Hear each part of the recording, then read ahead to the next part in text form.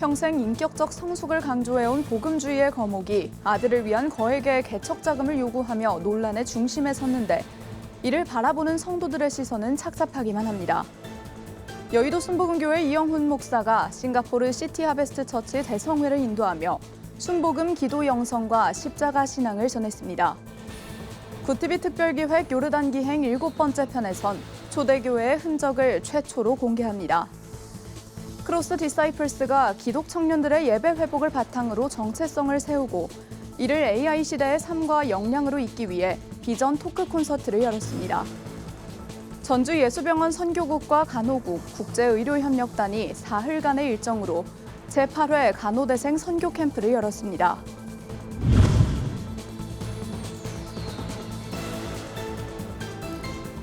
시청자 여러분 안녕하십니까? 굿TV 뉴스입니다. 연중기획 멈추지 않는 걸음, 한국교회 개혁의 길 첫 번째 순서입니다. 복음주의의 거목 박영선 목사가 아들의 개척자금 40억 원 요구 논란 끝에 사임했습니다. 단순 갈등을 넘어 목회 사유화라는 한국교회의 고질병을 짚어봅니다. 김혜인 기자가 보도합니다. 강해 설교의 대가로 한국교계의 사표라 평가받아온 박영선 원로 목사. 하지만 은퇴의 마지막 단락에서 아들의 개척 지원금 40억 원 요구라는 오점을 남겼습니다. 논란이 확산되자 박 목사는 지난 1일 고별 설교를 통해 전격 사임을 발표했습니다. 하지만 사과의 메시지 이면에는 언론 보도와 교회 내부 비판에 대한 서운함이 묻어났습니다. 밖에 있는 언론 기관들과 또 우리 교회 안에서도 불만을 가진 이들의 엄청난 공격이 쏟아지므로 저도 억울하지만 제 이름으로 그렇게 됐으니 제가 사과하는 게 맞는 것 같고 오늘을 마지막으로 해서 교회를 그만두고 그래서 오늘 설교가 마지막 설교가 되었습니다. 전문가들은 이번 사태를 목회적 공공성의 훼손으로 바라보고 있습니다. 직함을 직접 물려주는 전통적 세습은 피했지만 교회 자본과 인적 자원을 자녀에게 이전하려 했다는 점에서 사실상 우회 세습이라는 지적입니다. 40억이라는 금액을 요구한 것은 교회의 자산을 자신의 퇴직금이나 자녀의 유산 정도로 인식했다는 방증입니다. 이는 이름 없는 곳에서 고분분투하는 수많은 무명 목회자들의 사기를 꺾는 일이며 교회 내 기회 공정성을 심각하게 훼손하는 영적 금수저 행위입니다. 형평성 문제도 제기됩니다. 그동안 남포교회 부목사들이 분립개척 시 지원받은 금액은 약 3억 원 수준. 하지만 원로 목사가 아들의 개척을 위해 통상적인 수준보다 10배나 많은 지원금을 요구한 것은 복음의 정신에 정면으로 배치된다는 지적입니다. 왜 원로 목사 아들이니까 더 많은 한 10배 정도는 더 해줘야만 그게 십자가의 정신과 맞나요? 오히려 반대로 말씀하셔야 하지 않나요? 구후를 쓰신 목사님이라면 아들 실력 있게 키웠으면 다른 교회에서 청빙에 갈 거고 개척해서라도 아버지 못지않게 큰 교회가 아니더라도 하나님 기뻐하시는 목회 할 거고 또 실제로 그렇게 아버지 교회를 세습하지 않고도 훌륭하게 목회를 잘하고 있는 이 땅의 목회자들도 많습니다. 성도들의 상실감도 큽니다. 박 목사가 평생 강조해온 성숙과 하나님의 주권이 정작 본인의 아들 문제 앞에서는 제대로 적용되지 않았다는 비판입니다.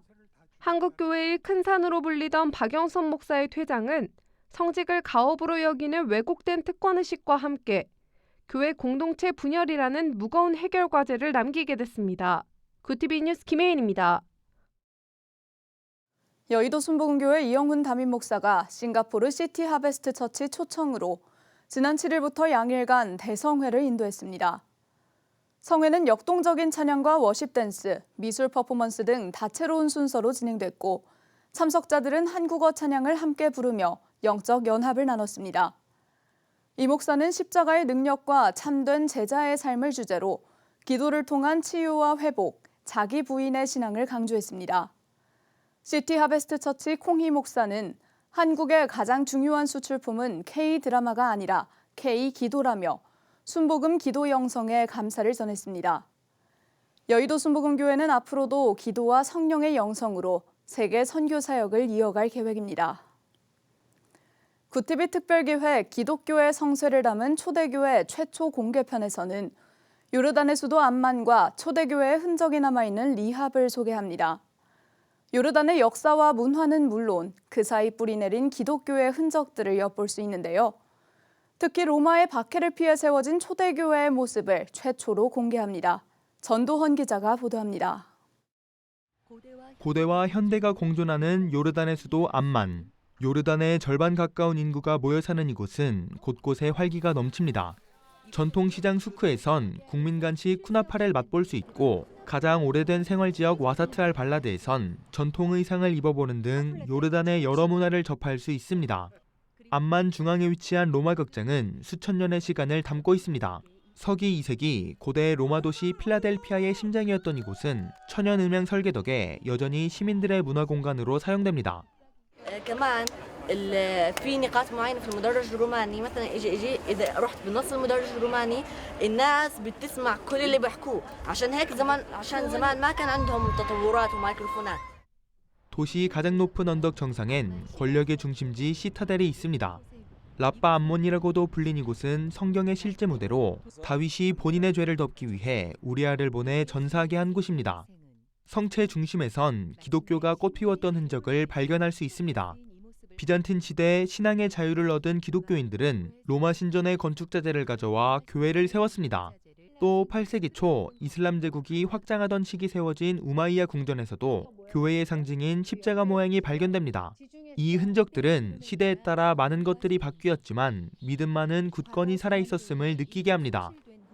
정말 과거의 로마 시대 그리고 비잔틴 시대 그리고 이슬람 이 시대를 통해서 하나님께서 역사하신 것을 느꼈습니다. 어디에나 정말 십자가 새겨진 돌들과 또 하나님께서 내가 여기 있다 하시는 그 교회터를 남겨놓으셨고 요르단에선 갖은 박해 속에서 신앙을 지킨 선진들의 발자취도 느낄 수 있습니다. 북부 고원지대 리압엔 전문가들이 가장 오래된 교회로 추정하는 유적이 있습니다. 초대교회 성도들은 로마의 박해를 피해 암만에서 100km 떨어진 이곳으로 이동했습니다. 교회라기엔 그저 동굴 같지만 바닥에 남아있는 아치 형태가 이곳이 제단으로 쓰였다는 증거라고 설명합니다. 암만의 북서쪽에 위치한 펠라에도 초기 기독교 흔적이 남아있습니다. 펠라는 과거 교통과 문화의 요충지로 여러 유적들을 가지고 있습니다. 그 중심에 위치한 교회는 복합단지 안에서 여러 역할을 감당했습니다. 이 교회가 그냥 일주일에 한 번만 사용되는 교회가 아니라 이 복합단지에서 일어나는 결혼이라든지 또 축제라든지 그 외에 여러 가지 것들을 함께 했다는 거예요. 그래서 이 복합단지 안에서 이 같이 커뮤니티를 형성하면서 사회적인 역할을 정말 잘 수행했던 교회로 굉장히 유명한 교회입니다. 로마와 비잔틴 그리고 이슬람 문명이 머물렀던 요르단에는 초기 기독교인들의 숨결이 살아 숨쉬고 있습니다. 구티비 특별기획 기독교의 성쇠를 담은 초대교회 최초 공개 요르단 기행 7화는 10일 화요일 밤 9시 10분 본방송을 시작으로 13일 오전 9시 30분, 15일 오후 6시 30분에 방영됩니다. 구티비 뉴스 전도헌입니다. 기독 청년들은 삶의 현장에서 어떻게 신앙을 지켜내야 할까요? 2017년 시작돼 4천여 명의 기독 청년을 만나온 크로스 디사이플스가 일상의 승리를 위한 비전 토크 콘서트를 개최했습니다. 예배의 회복이 곧 삶의 회복이라는 현장의 목소리를 배보경 기자가 보도합니다.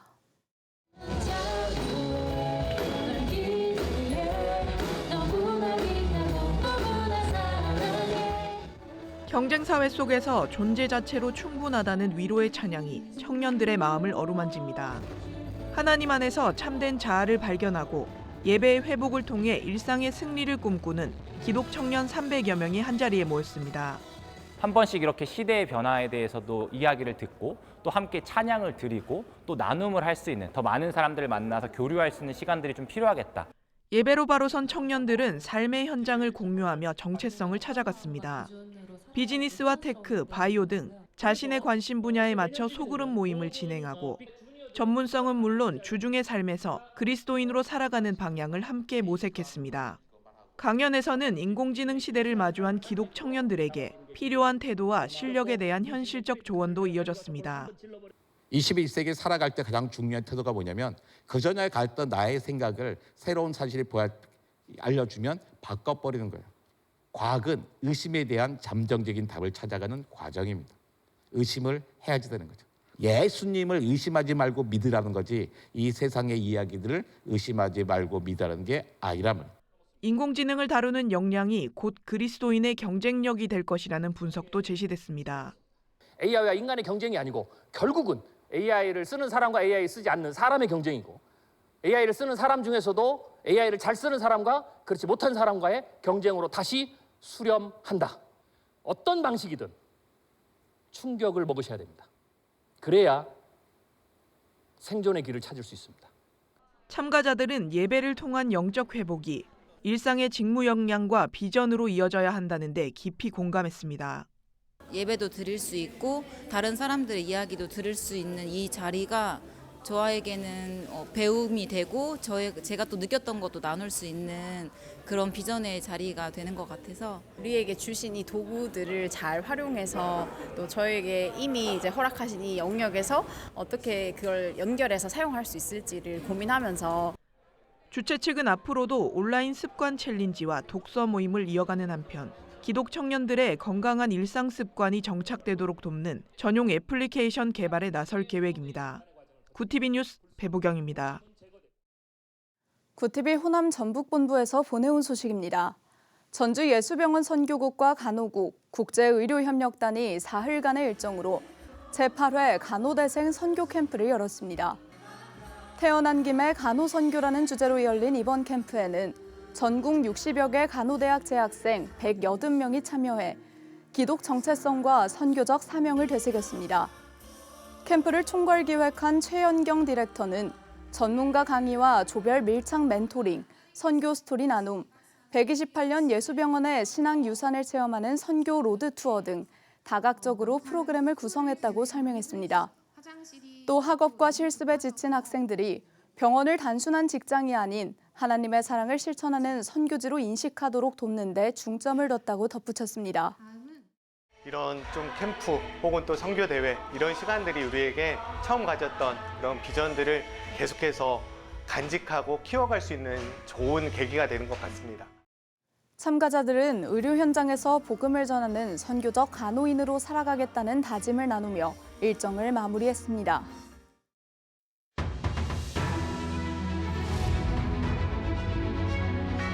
오늘의 이슈 포커스입니다. 다주택자 양도소득세 중과 유예 종료가 석 달 앞으로 다가오면서 다주택자들이 발등에 불이 떨어졌습니다. 중개업소에는 다주택자들이 팔려고 내놓은 매물이 늘고 있고 세무사 사무실에는 앞으로의 세금 변화와 매도 또는 증여 등 최선의 방법을 찾으려는 집주인들의 상담 요청이 쇄도하고 있습니다. 설 차례상 차림에 필요한 주요 성수품 구매 비용이 작년보다 4% 넘게 상승한 것으로 나타났습니다. 서울시 농수산식품공사가 발표한 설 차례상 차림 비용 조사 결과에 따르면 축산물은 고병원성 조류 인플루엔자 확산과 도축 감소로 가격 강세가 이어질 전망입니다. 수산물은 환율 상승 등 외부 요인으로 수입 원가가 오르며 가격 상승이 예상됩니다. 12.3 비상계엄 당시 언론사에 단전 단수를 지시한 혐의 등으로 기소된 이상민 전 행정안전부 장관의 1심 선고가 방송으로 중계됩니다. 서울중앙지방법원은 12일 오후 2시로 예정된 이 전 장관의 내란 중요 임무 종사 등 혐의 선고 공판에 대한 방송사의 중계방송 신청을 받아들였다고 밝혔습니다. 내란 특검팀은 지난달 결심 공판에서 윤 전 대통령의 쿠데타 계획에서 피고인 역할이 너무나 중요했다며 이 전 장관에게 징역 15년을 구형한 바 있습니다. 9일 오전 11시 4분 경기도 가평군 조종면 현리에 군 헬기가 추락해 탑승자 2명이 숨졌습니다. 이날 가평군 일대에서 비상 절차 훈련 중이던 15항공단 예하대대 소속 육군 헬기가 원인 미상의 사유로 추락했습니다.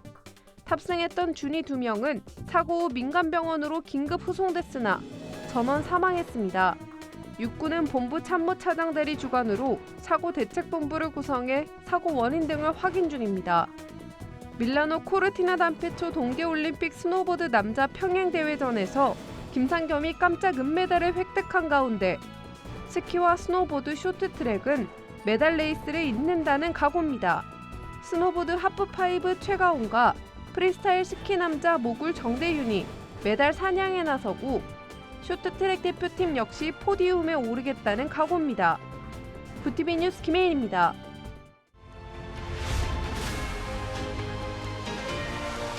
구티비 월드와이드입니다. 다카이치 사네 일본 총리가 헌법 개정과 관련해 자민당의 당론이라며 의혹을 나타냈습니다. 일본 자민당은 중의원 총선에서 전체 465석 중 개헌안 발의가 가능한 310석을 웃도는 316석을 얻은 가운데 헌법심사회장 자리를 야당에서 되찾아와 개헌 논의에 한층 속도를 낼 것으로 전망됩니다. 자민당은 자위대 존재를 헌법에 명기하고 긴급사태 조항 등을 담는 내용의 개헌을 추진해온 바 있습니다. 도널드 트럼프 대통령이 최근 미국 우선주의 무기 이전 전략 수립을 골자로 한 행정명령에 서명한 것에 대해 중국 전문가들 사이에서 대만에 대한 무기 판매 확대 가능성을 열어둔 것이라는 의견이 제시됐습니다.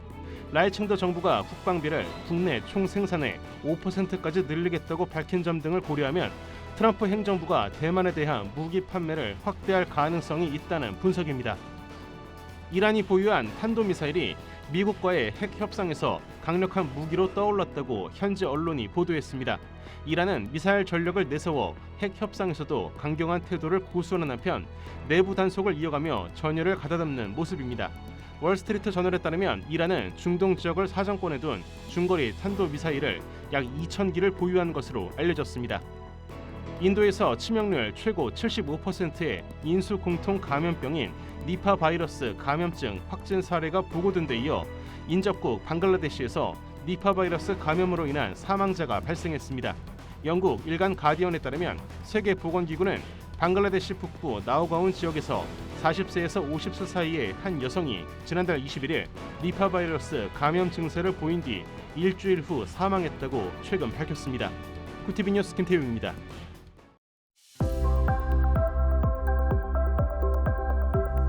따뜻한 서풍이 불어오며 강추위가 물러갔습니다. 내일은 전국 대부분 지역에 눈비 소식이 있는데요. 모레 오전까지 5에서 15mm의 강수량이 예상됩니다. 기온이 낮은 일부 내륙과 산지에서는 비가 눈으로 바뀌어 내리겠습니다. 한편 서울의 아침 기온 0도로 오늘보다 10도가량 높겠고 낮 기온도 4도에 머물며 큰 추위 없겠습니다. 이어서 전국 날씨입니다. 내일 한낮 최고 기온은 서울 4도, 강릉 8도가 예상됩니다. 남부지방의 경우 대구 8도, 광주 7도, 부산은 9도를 보이겠습니다. 날씨였습니다. 요르단 암만과 북부 지역에 남은 초대교회 유적은 박해 속에서도 꺼지지 않았던 신앙의 역사와 오늘의 교회 가서야 할 뿌리를 보여줍니다. 구티비 요르단 기행 7화는 로마, 비잔틴, 이슬람 시대를 관통해 이어진 믿음의 흔적을 통해 신앙이 문화와 공동체 속에서 어떻게 살아왔는지를 되짚게 하는데요. 많은 이들이 이 여정을 함께하며 신앙의 깊이를 채우고 오늘의 삶과 교회를 다시 성찰하는 시간이 되길 바랍니다. 이상으로 뉴스를 마칩니다. 함께해 주신 여러분 고맙습니다.